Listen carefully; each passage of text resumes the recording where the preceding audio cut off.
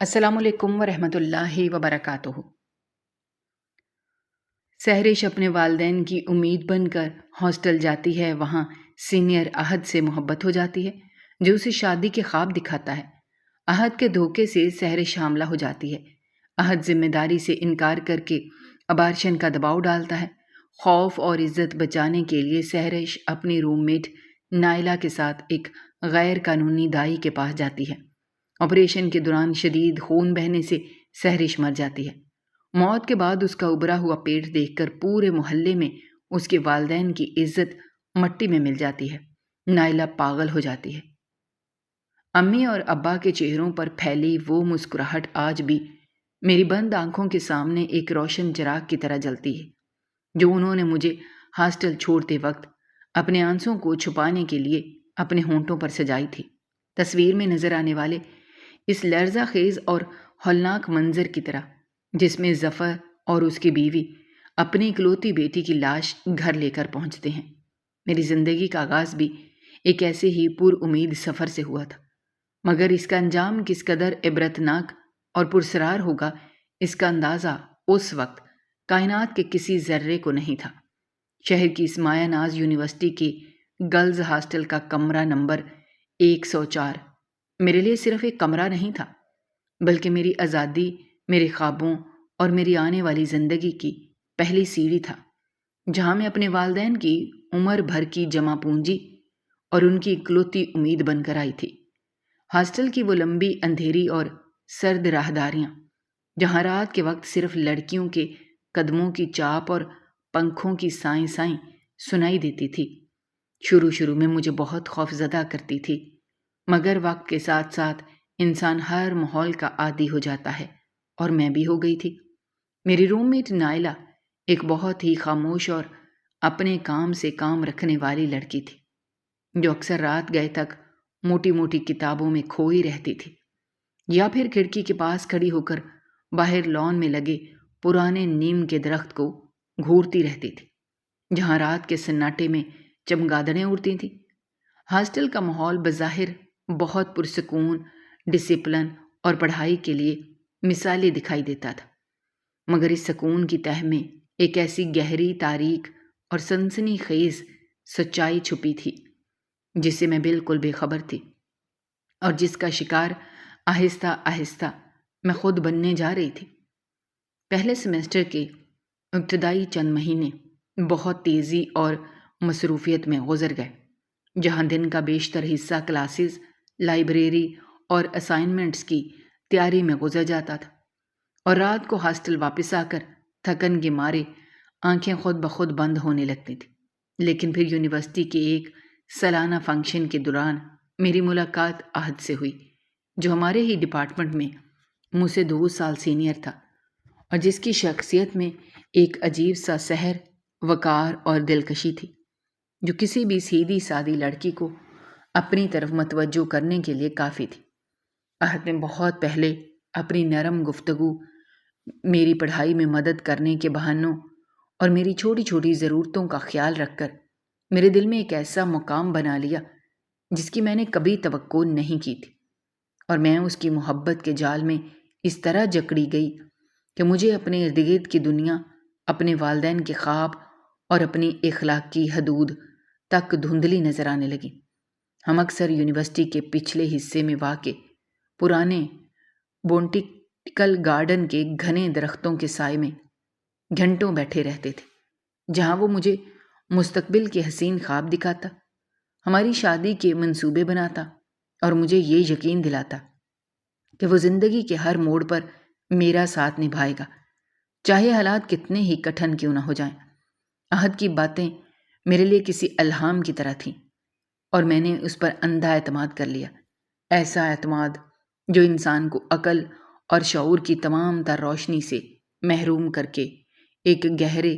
اور اندھیرے کنویں کی طرف دھکیل دیتا ہے جہاں سے واپسی کا کوئی راستہ نہیں ملتا۔ موسم سرما کی آمد کے ساتھ ہی ہاسٹل کی راتیں مزید لمبی، سرد اور اکیلی ہو گئی تھیں، اور اس دوران مجھے اپنی طبیعت میں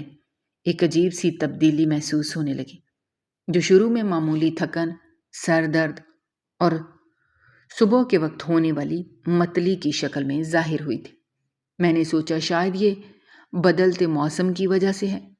یا پھر امتحانات کے شدید ذہنی دباؤ اور راتوں کو جاگ کر پڑھائی کرنے کا نتیجہ ہے۔ اس لیے میں نے اس پر زیادہ دباؤ نہیں دیا اور بازار سے عام سی دوائیاں لا کر کھانے لگی۔ مگر جب 2 ہفتے گزرنے کے بعد بھی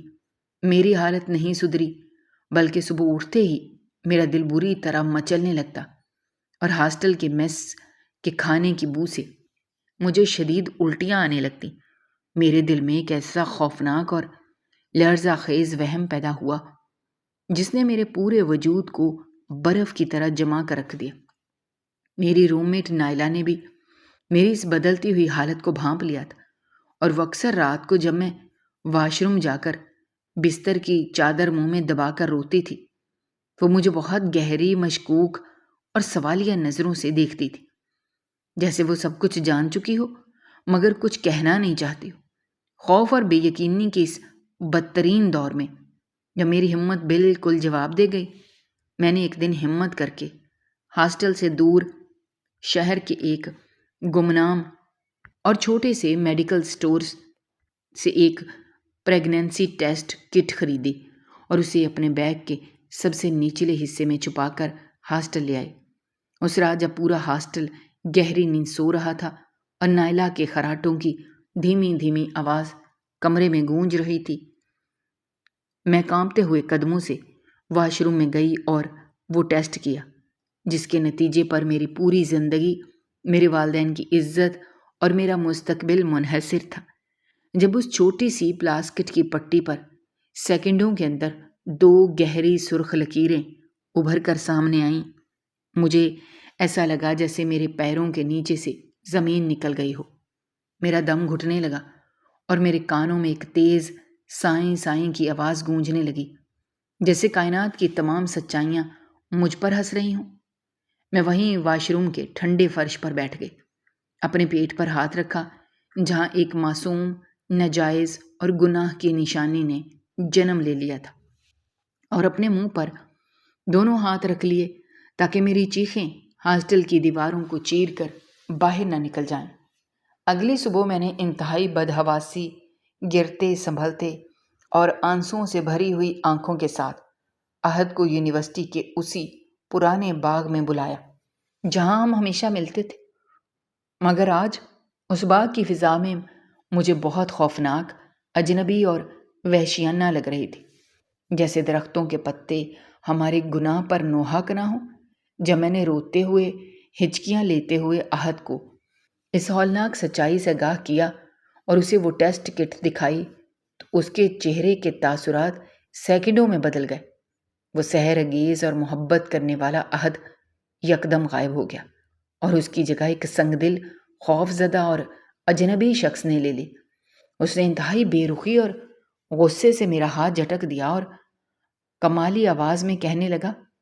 اس میں اس کی کوئی غلطی نہیں ہے، یہ سب میری اپنی لاپرواہی کا نتیجہ ہے، اور وہ اس بچے کو کبھی تسلیم نہیں کرے گا کیونکہ اس کا کیریئر، اس کی خاندانی عزت اور اس کا مستقبل داؤ پر لگ جائے گا۔ اس نے مجھ پر سیدھا دباؤ ڈالنا شروع کر دیا کہ میں فوراً اس حمل کو ضائع کروا دوں، کسی سستے اور خفیہ کلینک پر جا کر اس گناہ سے نجات حاصل کر لوں، ورنہ وہ مجھ سے تمام تعلقات ختم کر لے گا اور یونیورسٹی میں مجھے بدنام کر دے گا۔ احد کے ان الفاظ نے میرے دل پر کسی خنجر کی طرح وار کیا تھا۔ مجھے اس بات کا اندازہ ہی نہیں تھا کہ جس شخص کو میں نے خدا کی طرح پوجا تھا وہ اتنا بڑا بزدل، مکار اور دھوکے باز نکلے گا، جو اپنی ہوس کا نشانہ بنانے کے بعد مجھے اس دلدل میں اکیلا چھوڑ کر بھاگ جائے گا۔ میں نے اس کے سامنے ہاتھ جوڑے، اس کے پیروں کو چھوا، اپنے والدین کی سفید داڑھی اور ماں کی مامتا کا واسطہ دیا کہ وہ مجھے اس طرح بھیچ منجدار میں نہ چھوڑے اور مجھ سے کورٹ میرج کر لے، مگر اس کا دل موم نہ ہوا اور وہ مجھے وہیں تڑپتا ہوا چھوڑ کر چلا گیا۔ ہاسٹل واپس آ کر میری حالت ایک زندہ لاش کی طرح ہو گئی تھی۔ مجھے اپنے وجود سے، اپنے جسم سے اور اپنے پیٹ میں پلنے والے اس ننھے گوشت کے لوتھڑے سے شدید نفرت ہونے لگی۔ جو ہر گزرتے دن کے ساتھ میری بربادی کا سبب بن رہا تھا۔ کئی دن اسی شدید ذہنی کرب، تنہائی اور آنسوں میں گزر گئے، اور میرا حمل اب تیسرے مہینے میں داخل ہو رہا تھا، جس کی وجہ سے میری جسمانی خد و خال میں بھی دھیمی سی تبدیلی آنے لگی تھی، اور مجھے ہر وقت یہ ڈر ستا رہا تھا کہ اگر ہاسٹل کی وارڈن یا کسی دوسری لڑکی کو معمولی معلوم ہو گیا تو میرا کیا بنے گا۔ نائلہ نے ایک رات جب میں بستر پر پڑی بخار سے تڑپ رہی تھی، میرے پاس آ کر بیٹھ گئی، میرا ہاتھ اپنے ہاتھ میں لے کر بہت نرمی سے کہا کہ وہ سب کچھ جانتی ہے اور وہ میری مدد کرنا چاہتی ہے، کیونکہ اگر یہ بات باہر نکلی تو ہم دونوں کو ہاسٹل سے نکال دیا جائے گا۔ نائلہ کی اس ہمدردی نے مجھے تھوڑا حوصلہ دیا، اور میں نے روتے ہوئے اسے عہد کی بے وفائی اور اپنی اس مجبور حالت کے بارے میں سب کچھ بتا دیا، جس پر نائلہ نے مجھے مشورہ دیا کہ شہر کے مضافات میں ایک دائی ہے جو بہت خاموشی سے اور کم پیسوں میں یہ کام کر دیتی ہے، اور کسی کو کانوں کان خبر بھی نہیں ہوتی۔ خوف، مجبوری اور اپنی خاندانی عزت کو بچانے کے اندھے جنون میں نے نائلہ کے اس خطرناک مشورے کو ماننے کا فیصلہ کر لیا، حالانکہ میرا ضمیر اندر سے مجھے بری طرح ملامت کر رہا تھا کہ میں ایک معصوم جان کا قتل کرنے جا رہی ہوں، مگر اس وقت میرے پاس کوئی دوسرا راستہ نہیں تھا۔ ہم نے آنے والے ہفتے کے روز کا انتخاب کیا، جب ہاسٹل کی بیشتر لڑکیاں اپنے گھروں کو چلی جاتی تھیں اور وارڈن بھی اپنے راؤنڈز کے بعد اپنے کمرے میں آرام کرتی تھی، تاکہ ہم بہت خاموشی سے ہاسٹل سے نکل سکیں۔ اس رات مجھے نیند نہیں آئی، میں بس کھڑکی سے باہر چاند کی مدھم روشنی کو دیکھتی رہی اور اپنے پیٹ کو چھو کر اس انمول مگر ناجائز زندگی سے معافی مانگتی رہی، جسے میں چند گھنٹوں بعد ہمیشہ کے لیے ختم کرنے جا رہی تھی۔ اور مجھے کیا معلوم تھا کہ یہ فیصلہ میری اپنی زندگی کا بھی آخری فیصلہ ثابت ہوگا۔ ہفتے کی صبح جب سورج کی پہلی کرن نے ہاسٹل کے کمرے کو روشن کیا، میرے دل میں ایک عجیب سا خوف اور ہولناک سنسنی خیز احساس جاگ اٹھا، جیسے کوئی مجھے اندر سے پکار رہا ہو کہ اس راستے پر مت جاؤ جہاں صرف موت اور اندھیرا تمہارا منتظر ہے۔ نائلہ نے مجھے جلدی سے تیار ہونے کو کہا، اور ہم نے اپنے چہروں پر بڑے بڑے نقاب ڈال لیے تاکہ یونیورسٹی کے گیٹ پر موجود سیکیورٹی گارڈ یا کوئی واقف کار ہمیں پہچان نہ سکے، اور ہم بہت خاموشی سے ایک لوکل رکشے میں بیٹھ کر اس نامعلوم سمت کی طرف روانہ ہو گئے جہاں میری زندگی کا سب سے بڑا اور ہولناک حادثہ میرا انتظار کر رہا تھا۔ رکشہ شہر کی مصروف سڑکوں کو پیچھے چھوڑتا ہوا ایک ایسے پسماندہ، تنگ اور گندے علاقے میں داخل ہو گیا جہاں کی ہوا میں بھی ایک عجیب سی سڑاند، خوف اور پرسراریت پھیلی ہوئی تھی، اور وہاں کے مکانات اتنے پرانے اور بسیدہ تھے جیسے وہ کسی بھی وقت گر جائیں گے۔ ہم ایک تنگ گلی کے آخری مکان کے سامنے رکے جس کا لکڑی کا پرانا دروازہ آدھا کھلا ہوا تھا اور اندر شدید اندھیرا تھا۔ نائلہ نے میرا ہاتھ پکڑا اور مجھے اندر لے گئی، جہاں ایک بوڑھی جھرلو دار عورت، چہرے والی عورت کھڑی تھی جس کی آنکھوں میں ایک عجیب سی وحشت اور لالچ چمک رہی تھی۔ اس عورت نے مجھے ایک گندے خون آلود چادر والے بیڈ پر لیٹنے کو کہا اور نائلہ کو باہر انتظار کرنے کا اشارہ کیا۔ اس کمرے میں سرجیکل آلات کی تیز اور چبھنے والی بو پھیلی ہوئی تھی جس نے میری متلی کو مزید بڑھا دیا، اور میرا پورا جسم خوف سے بری طرح کانپنے لگا جب اس دائی نے بغیر کسی اینستھیزیا یا بے ہوشی کی دوا کے اپنے پرانے زنگ آلود اور گندے آلات سے میرا آپریشن شروع کیا تو میرے پورے وجود میں ایک ایسی شدید، تیز اور ناقابل برداشت درد کی لہر دوڑی جس نے میری روح تک کو ہلا کر رکھ دیا۔ میں نے درد کی شدت سے چیخنا چاہا، مگر اس بوڑھی عورت نے ایک گندا اور بدبودار کپڑا زبردستی میرے منہ میں ٹھونس دیا تاکہ میری آواز گلی سے گزرنے والے کسی شخص کے کانوں تک نہ پہنچ سکے، اور وہ بے رحمی سے اپنا کام کرتی رہی۔ جبکہ میری آنکھوں کے سامنے اندھیرا چھانے لگا۔ درد کا وہ تازیانہ اتنا شدید تھا کہ مجھے ایسا لگا جیسے کوئی میرے جسم کے اندر سے میری جان کھینچ رہا ہو، اور اسی دوران مجھے محسوس ہوا کہ میرے جسم سے بہت تیزی سے خون بہنے لگا ہے، ایسا خون جو رکنے کا نام ہی نہیں لے رہا تھا، اور دائی کے چہرے پر بھی یکدم خوف اور بدحواسی کے تاثرات ابھر آئے۔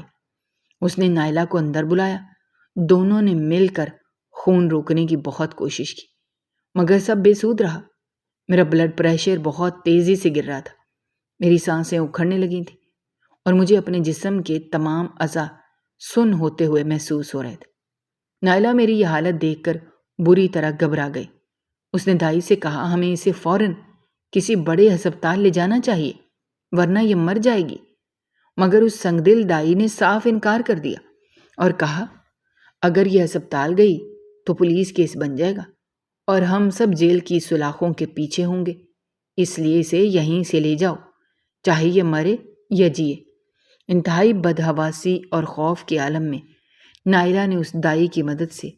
میرے نیم بے ہوش اور خون میں لت پت جسم کو دوبارہ اسی رکشے میں ڈالا اور مجھے ہاسٹل کے پچھلے دروازے کے پاس لے آئی، جہاں سیکیورٹی گارڈ موجود نہیں تھا، اور مجھے گھسیٹتے ہوئے کسی نہ کسی طرح کمرے تک لے آئی۔ کمرے میں پہنچتے ہی میں بیڈ پر گر گئی۔ میرا پورا لباس، میری چادر اور میرے بستر کا گدا میرے ہی خون سے سرخ ہو چکا تھا، اور میری آنکھیں آہستہ آہستہ بند ہو رہی تھیں، جبکہ نائلہ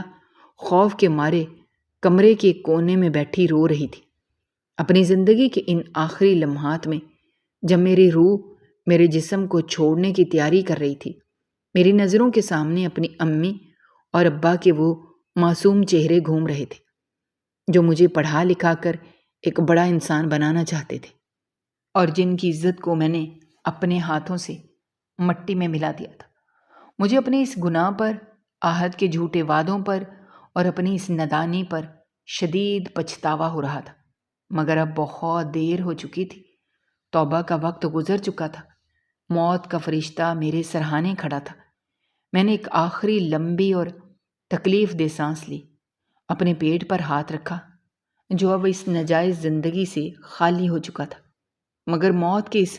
مہیب سائے سے بھر چکا تھا، اور میری آنکھیں ہمیشہ کے لیے کھلی کی کھلی رہ گئیں،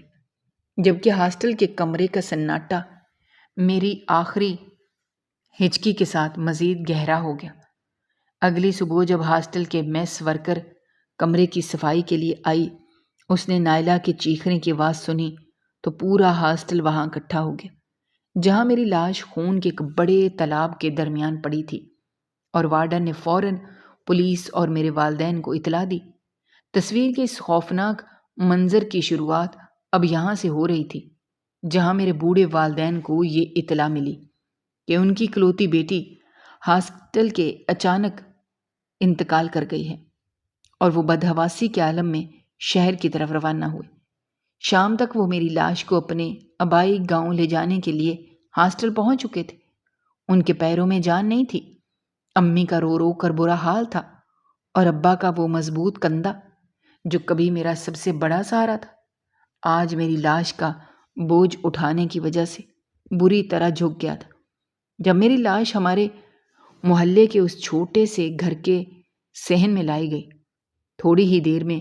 پورا محلہ وہاں اکٹھا ہو گیا۔ ہر آنکھ نم تھی اور ہر کوئی اس جوان سال موت پر افسوس کر رہا تھا، مگر اس افسوس کے پیچھے ایک بہت بڑی اور زہریلی سرگوشی بھی جنم لے رہی تھی۔ لوگ میری لاش کے چہرے کو دیکھ رہے تھے، جو لوگ بالکل سفید اور بے جان ہو چکا تھا، مگر لوگوں کی نظریں میری لاش کے چہرے سے زیادہ میرے پیٹ پر جمی ہوئی تھی، جو حمل کے گرنے اور اندرونی سوجن کی وجہ سے غیر معمولی طور پر ابھرا ہوا تھا، جس پر خون کے گہرے دھبے صاف نظر آ رہے تھے۔ عورتیں ایک دوسرے کے کانوں میں سرگوشیاں کر رہی تھیں، مرد ایک دوسرے کو مشکوک نظروں سے دیکھ رہے تھے، اور وہ محلہ جو کبھی میرے والدین کی عزت کی مثالیں دیتا تھا، آج میری لاش کو دیکھ کر تھو تھو کر رہا، کیونکہ کائنات کا سب سے بڑا اصول مکافات عمل اپنا کام کر چکا تھا، اور میرا گناہ میری موت کے بعد بھی چھپ نہ سکا۔ میری موت کے بعد اس چھوٹے سے مکان کے صحن میں پھیلی وہ سرگوشیاں محض الفاظ نہیں تھے، بلکہ وہ میرے والدین کی عمر بھر کی کمائی ہوئی عزت کی چادر پر اچھالے جانے والے کیچڑ کے چھینٹے تھے جو اب کبھی صاف نہیں ہو سکتے تھے۔ محلے کی بوڑھی عورتیں جو ہمیشہ مجھے دیکھ کر دعائیں دیا کرتی تھیں، اب میری لاش کے ابھرے ہوئے پیٹ اور سفید چادر پر پھیلے خون کے دھبوں کو دیکھ کر اپنے دوپٹے منہ میں دبائے کھڑی تھیں، اور ان کی آنکھوں میں افسوس سے زیادہ ایک مکروہ تجسس چمک رہا تھا۔ ابا، جن کے سر پر ہمیشہ ایک غیر مرئی وقار کا تاج سجا رہتا تھا، ذہن کے کونے میں لکڑی کے پرانے تخت پر اس طرح بیٹھے تھے جیسے ان کی ریڑھ کی ہڈی یکدم ٹوٹ گئی ہو اور وہ کائنات کے سب سے بے بس انسان بن چکے ہوں۔ انہوں نے اپنی زندگی کا ایک ایک لمحہ میری تعلیم، میری خوشیوں اور میری ضرورتوں کو پورا کرنے کے لیے قربان کر دیا تھا، مگر آج ان کے سامنے ان کی اس اکلوتی بیٹی کی لاش پڑی تھی جو اپنے ساتھ ایک ایسا بدنما داغ لے کر آئی تھی جسے اب کوئی کفن بھی نہیں چھپا سکتا تھا۔ جنازے کی تیاریوں کے دوران جب غسالہ نے میری لاش کو غسل دینے کے لیے تختے پر لٹایا اور میرا لباس اتارا تو اس کے منہ سے بھی ایک ہولناک چیخ نکل گئی، کیونکہ میرا پورا جسم اندرونی خون بہنے اور دائی کے زنگ آلود آلات کی بے رحمی کی وجہ سے نیلے اور سیاہ دھبوں سے بھرا ہوا تھا، اور پیٹ کا ابھار کسی بھی شک و شبے سے بالاتر تھا۔ غسالہ نے باہر آ کر بہت دھیمی آواز میں میری ماں کے کان میں کچھ کہا، جس کو سنتے ہی میری ماں کا کلیجہ جیسے منہ کو آ گیا اور وہ وہیں فرش پر گر کر بے ہوش ہو گئی۔ یہ وہ لمحہ تھا جب سچی مامتا کو اپنی بیٹی کے گناہ اور اس کی موت کی اصل وجہ کا علم ہو چکا تھا، مگر وہ اس سچائی کو کسی کے سامنے اعتراف کرنے کی سکت نہیں رکھتی تھی۔ جنازہ اٹھنے تک محلے کا کوئی بھی معزز شخص ابا کے قریب بیٹھنے کو تیار نہیں تھا۔ لوگ دور دور کھڑے ہو کر آپس میں کانا پھوسی کر رہے تھے، اور جب ابا نے کانپتے ہوئے ہاتھوں سے میرا جنازہ اٹھانے کی کوشش کی تو ان کا ساتھ دینے کے لیے صرف چند غریب مزدور آگے بڑھے جو ابا کی حالت پر ترس کھا رہے تھے، ورنہ پورا محلہ تماشائی بنا کھڑا تھا۔ قبرستان کا وہ منظر میری روح کے لیے اس جہنم سے بھی زیادہ تکلیف دہ تھا جس کی طرف میں اپنے گناہوں کی وجہ سے بڑھ رہی تھی۔ جب مجھے اندھیری، تنگ اور سرد گور میں اتارا جا رہا تو ابا کی آنکھوں سے ایک بھی آنسو نہیں ٹپکا تھا، کیونکہ ان کے آنسو ان کے دل کے اندر ہی جم کر پتھر بن چکے تھے۔ انہوں نے اپنے ہاتھوں سے مٹی کی پہلی مٹھی مجھ پر ڈالی تو مجھے ایسا لگا جیسے وہ اپنی بیٹی کے ساتھ ساتھ اپنی عزت، اپنی غیرت اور اپنے جینے کی آخری وجہ کو بھی اس مٹی کے نیچے ہمیشہ کے لیے دفن کر رہے ہوں۔ جنازے کے بعد جب لوگ آہستہ آہستہ رخصت ہو گئے اور ابا اکیلے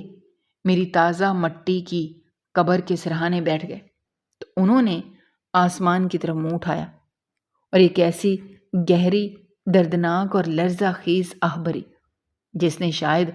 عرش الہی کو بھی ہلا کر رکھ دیا ہوگا۔ وہ ایک ایسے باپ کا نالہ تھا جس کی دنیا اس کی اپنی اولاد نے اجاڑ دی تھی۔ دوسری طرف شہر کے اس عالی شان بنگلے میں احد اپنی کامیابی کے جشن کی تیاریوں میں مصروف تھا۔ اسے اس بات کی رتی برابر بھی پرواہ نہیں تھی کہ ہاسٹل کے اس اندھیرے کمرے میں ایک لڑکی اس کی ہوس اور بے وفائی کی وجہ سے اپنی جان سے ہاتھ دھو بیٹھی ہے۔ اس نے میرا نمبر بلاک کر دیا تھا، میری تمام تصویریں اور چیٹس اپنے موبائل سے ڈیلیٹ کر دی تھی، اور یونیورسٹی میں اس طرح گھوم رہا تھا جیسے وہ دنیا کا سب سے معصوم اور پاک دامن انسان ہو، کیونکہ اسے پورا یقین تھا کہ نائلہ کبھی کسی کو کچھ نہیں بتائے گی، اور دائی کا کلینک تو ویسے ہی قانون کی نظروں سے چھپا ہوا تھا۔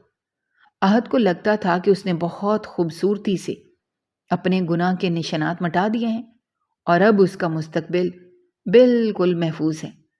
وہ اپنے ڈپارٹمنٹ کی ایک اور امیر لڑکی کے ساتھ پچھلے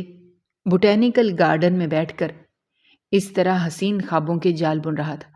جیسے اس نے کبھی میرے لیے بنے تھے، مگر وہ یہ بھول گیا تھا کہ انسان کی عدالت سے بچ نکلنے والے بھی خدا کی لاٹھی سے کبھی نہیں بچ سکتے، جس کی آواز نہیں ہوتی مگر اس کی ضرب کا کوئی علاج نہیں ہوتا۔ ہاسٹل کا وہ کمرہ نمبر 104 اب بالکل خالی اور ویران ہو چکا تھا۔ میری کتابیں، میرے کپڑے اور میرا سامان ایک بڑے کارٹن میں بند کر کے وارڈن کے آفس میں رکھ دیا گیا تھا، مگر اس کمرے کی فضا میں آج بھی ایک عجیب سا خوف، بھاری پن اور سنسنی پھیلی ہوئی تھی، جیسے دیواریں اب بھی میری آخری چیخوں کی گواہ ہوں۔ نائلہ کی حالت میری موت کے بعد سے بالکل غیر مستحکم ہو گئی تھی۔ وہ رات بھر جاگتی رہتی اور جب بھی پنکھے کی سائیں سائیں یا کھڑکی کے باہر نیم کے درخت کے پتوں کی سرسراہٹ سنائی دیتی تو وہ بدحواس ہو کر اپنے کانوں پر ہاتھ رکھ لیتی، کیونکہ اسے ہر وقت ایسا لگتا تھا جیسے میں اس کے بستر کے پاس کھڑی اس سے پوچھ رہی ہوں کہ تم نے مجھے اس دائی کے پاس کیوں بھیجا؟ نائلہ کو اپنے کیے پر شدید پچھتاوا تھا۔ وہ جانتی تھی کہ اگر وہ مجھے اس رات اس بدنام دائی کے پاس لے جانے کے بجائے ہسپتال لے جاتی یا وارڈن کو بتا دیتی تو شاید میری جان بچ جاتی، مگر اس نے اپنی اور میری جھوٹی عزت بچانے کے چکر میں مجھے موت کے منہ میں دھکیل دیا تھا، اور اب اس کا ضمیر اسے اندر سے دیمک کی طرح چاٹ رہا تھا۔ یونیورسٹی انتظامیہ نے ہاسٹل میں ہونے والی اس پرسرار موت کے کیس کو دبانے کی پوری کوشش کی تھی تاکہ ادارے کو بدنامی نہ ہو۔ پولیس کو بھاری رشوت دے کر پوسٹ مارٹم کی رپورٹ کو بدلوا دیا گیا تھا اور فائل پر دل کا دورہ پڑنے سے موت لکھ کر کیس ہمیشہ کے لیے بند کر دیا گیا تھا۔ لیکن قانون کی فائلیں بند ہونے سے قدرت کے فیصلے تبدیل نہیں ہوتے۔ کائنات کا وہ خفیہ نظام جو ہر گناہ پر اور ہر نیکی کا حساب رکھتا ہے اب احد اور نائلہ کے گرد اپنا گھیرا تنگ کر رہا تھا، اور اس کی شروعات نائلہ کے ذہنی توازن کے بگڑنے سے ہوئی۔ ایک رات نائلہ نے ہاسٹل کی راہداری میں دوڑتے ہوئے زور زور سے چلانا شروع کر دیا کہ اس کا خون میرے ہاتھوں پر ہے، وہ مجھے لینے آئی ہے، دیکھو وہ کھڑی ہے۔ لڑکیوں اور وارڈن نے اسے پکڑنے کی کوشش کی مگر وہ بالکل پاگل ہو چکی تھی اور اس کے منہ سے جھاگ نکل رہا تھا۔ اگلی ہی صبح نائلہ کے والدین کو بلا کر اسے ہاسٹل سے فارغ کر دیا گیا اور وہ اپنے ماتھے پر پاگل پن کا لیبل سجائے اس شہر سے رخصت ہو گئی۔ یہ نائلہ کا پہلا حساب تھا جو اسے میری موت میں برابر کی شریک ہونے کی وجہ سے بھگتنا پڑا تھا۔ اب باری احد کی تھی، جو اپنی دھن میں مگن اپنی نئی دوست کے ساتھ کار میں بیٹھ کر لانگ ڈرائیو پر جانے کے منصوبے بنا رہا تھا، اور اس کا غرور آسمان کو چھو رہا تھا کیونکہ اسے CSS کے امتحانات میں بہترین نمبروں سے کامیابی مل چکی تھی اور اس کی جوائننگ لیٹر بھی آنے والا تھا۔ احد کے والد شہر کے ایک بڑے بزنس مین اور سیاستدان تھے جن کا سوسائٹی میں ایک بڑا نام تھا، اور احد ان کا اکلوتا بیٹا اور ان کی تمام تر جائیداد کا وارث تھا، اس لیے اس کے پیر زمین پر نہیں ٹکتے تھے۔ ایک شام جب احد اپنی نئی کار میں یونیورسٹی سے گھر کی طرف جا رہا تھا، سڑک پر شدید ٹریفک تھا۔ یکدم موسم تبدیل ہوا، آسمان پر کالے سیاہ بادل چھا گئے، بالکل اسی طرح جیسے میری موت کے دن ہاسٹل کے کمرے پر اندھیرا چھایا تھا، اور احد کے دل میں پہلی بار ایک عجیب سی گھبراہٹ اور بے چینی نے جنم لیا۔ اس نے کار کا میوزک سسٹم آن کیا تاکہ اس کا دھیان بٹ سکے، مگر اسپیکر سے گانے کی جگہ ایک دھیمی سائیں سائیں کی آواز آنے لگی جو بالکل ہاسٹل کے کمرے کے پنکھے جیسی تھی، اور احد کے ماتھے پر پسینے کے قطرے نمودار ہو گئے۔ اسی بدحواسی کے عالم میں جب اس نے سامنے دیکھا تو اسے سڑک کے بیچوں بیچ ایک لڑکی کھڑی دکھائی دی جس کا لباس خون سے سرخ تھا اور اس کا چہرہ بالکل میری طرح سفید اور بے جان تھا۔ احد نے خوف کے مارے زور سے چیخ ماری اور کار کا سٹیئرنگ ایک طرف گھمایا تاکہ وہ اس لڑکی کو بچا سکے۔ کار تیز رفتاری کی وجہ سے بے قابو ہو گئی اور سڑک کے کنارے لگے ایک بھاری سیمنٹ کے کھمبے سے اتنی زور سے ٹکرائی کہ کار کا اگلا حصہ بالکل تباہ ہو گیا اور احد کا جسم سٹیئرنگ اور سیٹ کے درمیان بری طرح پھنس گیا۔ اس ہولناک حادثے میں احد کی جان تو بچ گئی مگر اس کی دونوں ٹانگیں گھٹنوں سے نیچے تک بالکل کچل گئیں اور اس کے سر پر بھی گہری چوٹیں آئیں، جس کی وجہ سے وہ موقع پر ہی بے ہوش ہو گیا اور سڑک پر موجود لوگوں نے اسے بڑی مشکل سے نکال کر ہسپتال پہنچایا۔ جب احد کو سول اسپتال کے ICU میں ہوش آیا تو ڈاکٹروں نے اس کے والد کو بلا کر ایک ایسی ہولناک خبر سنائی جس نے ان کے پورے خاندان کے پیروں تلے سے زمین نکال دی۔ ڈاکٹر کا کہنا تھا کہ احد کی ٹانگوں کا انفیکشن پورے جسم میں پھیل رہا ہے اور اس کی جان بچانے کے لیے اس کی دونوں ٹانگیں فوری کاٹنی پڑیں گی۔ احد جو کبھی اپنی پرکشش شخصیت، اپنے لمبے قد اور اپنی دلکشی پر غرور کرتا تھا، آج وہ ایک اسپتال کے سفید بیڈ پر بغیر ٹانگوں کے ایک اپاہج لاش کی طرح پڑا تھا اور اس کا وہ شاندار کیریئر، اس کا CSS کا خواب، اس کا مستقبل ایک ہی پل میں راکھ کا ڈھیر بن چکا تھا۔ جب احد نے اپنی کٹی ہوئی ٹانگوں کی جگہ خالی بستر کو دیکھا تو اس کے حلق سے ایک ایسی وحشیانہ چیخ نکلی جو اسپتال کے پورے وارڈ میں گونج گئی۔ اسے اب سمجھ آ رہا تھا کہ یہ کوئی عام حادثہ نہیں تھا بلکہ یہ میری اس تڑپتی ہوئی روح کی بد دعا تھی جسے اس نے بیچ منجھدار میں مرنے کے لیے چھوڑ دیا تھا۔ مگر مکافات عمل کا یہ کھیل ابھی یہاں ختم نہیں ہوا تھا۔ احد کا یہ عبرتناک انجام تو صرف شروعات تھی، کیونکہ قدرت کا انصاف بہت باریک اور گہرا ہوتا ہے جو گنہگار کو اس وقت تک موت کی آغوش میں نہیں جانے دیتا جب تک وہ اپنے کیے کی پوری سزا اسی دنیا میں نہ بھگت لے۔ احد کی اس حالت کے بعد اس کی وہ امیر دوست جو اس کے ساتھ شادی کے خواب دیکھ رہی تھی اسے چھوڑ کر کسی دوسرے لڑکے کے ساتھ چلی گئی، اور یونیورسٹی کے جن دوستوں کے سامنے وہ اپنی مردانگی اور کامیابیوں کے قصے سناتا تھا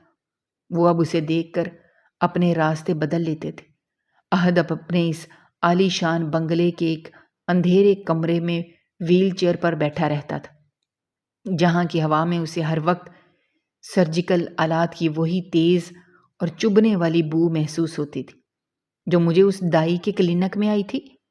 اور وہ دن رات اپنے جسم کو کھرچتا رہتا تھا مگر اسے سکون کا ایک لمحہ بھی نصیب نہیں ہوتا تھا۔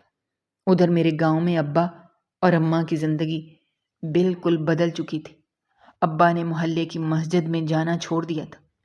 کیونکہ وہ لوگوں کی مشکوک نظروں اور ان کی دھیمی سرگوشیوں کا سامنا کرنے کی ہمت نہیں رکھتے تھے، اور وہ بس گھر کے دلان میں بیٹھے تسبیح کے تانوں کو گھماتے رہتے تھے۔ امی کی یادداشت بھی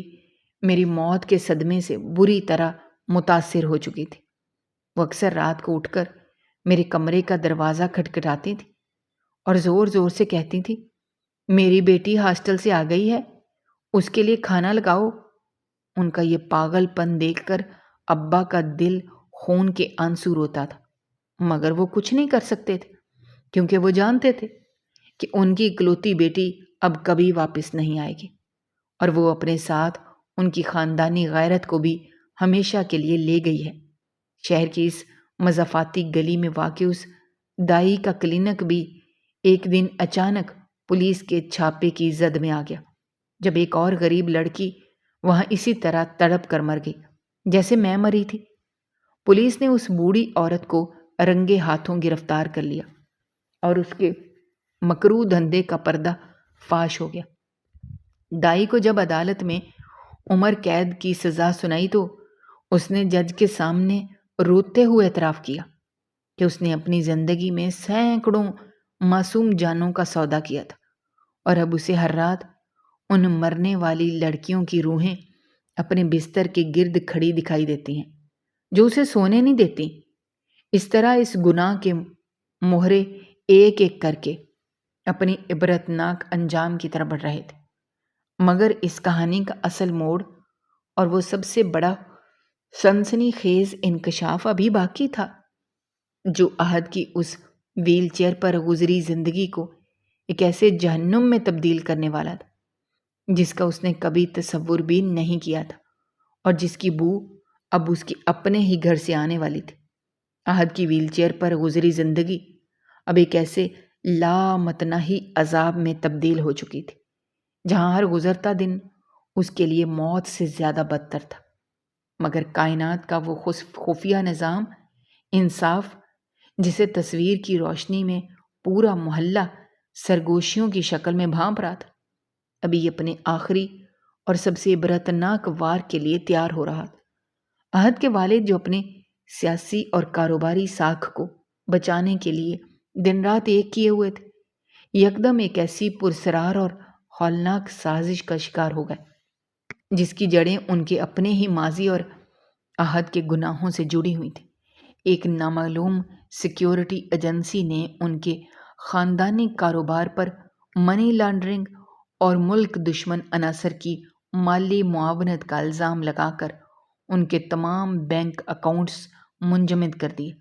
اور ان کے شاندار بنگلے کو بھی سیل کر دیا گیا، جس کی وجہ سے احد کا مغرور باپ سڑک پر آ گیا اور صدمے کی وجہ سے اسے ایسا دل کا دورہ پڑا کہ وہ وہیں اسپتال کے اسی بیڈ پر دم توڑ گیا جہاں کبھی احد کی ٹانگیں کاٹی گئی تھیں۔ اب اس عالی شان بنگلے کی جگہ احد ایک چھوٹے سے بدبودار اور اندھیرے کرائے کے مکان میں منتقل ہو چکا تھا،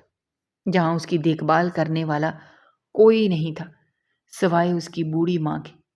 جو دن رات اس کی کٹی ہوئی ٹانگوں کے زخموں کو دھوتی اور روتی رہتی ہے۔ احد کو اس چھوٹے سے کمرے کی سیلاب زدہ دیواروں سے ہر وقت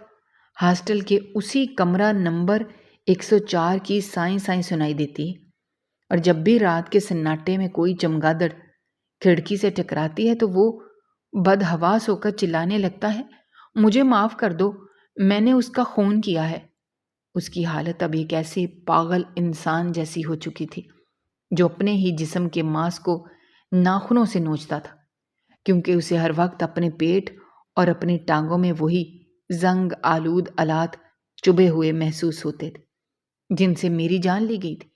اس کہانی کا سب سے بڑا لرزہ خیز اور سنسنی خیز انکشاف اس وقت ہوا جب ایک دن احد کی ماں نے اس کے کمرے کی صفائی کرتے ہوئے اس کے پرانے حادثے میں تباہ ہونے والے بیگ کے خفیہ خانے سے ایک ڈائری اور چند میڈیکل رپورٹس برآمد کی جو احد نے مجھ سے چھپا کر رکھی تھی۔ جب اس کی ماں نے کانپتے ہاتھوں سے وہ رپورٹس پڑھی تو اس کے پیروں کے نیچے سے زمین نکل گئی، کیونکہ ان رپورٹس کے مطابق احد اپنی ایک پرانی مورسی بیماری اور اندرونی نقص کی وجہ سے کبھی باپ بن ہی نہیں سکتا تھا۔ وہ پیدائشی طور پر اولاد پیدا کرنے کی صلاحیت سے محروم تھا۔ یہ وہ ہولناک سچائی تھی جس نے احد کی روح کو ہمیشہ کے لیے راکھ کا ڈھیر بنا دیا تھا، کیونکہ اس کا مطلب یہ تھا کہ جس بچے کو وہ میرا گناہ سمجھ کر مجھ سے نفرت کر رہا تھا اور جس حمل کو ضائع کروانے کے لیے اس نے مجھے موت کے منہ میں دھکیلا،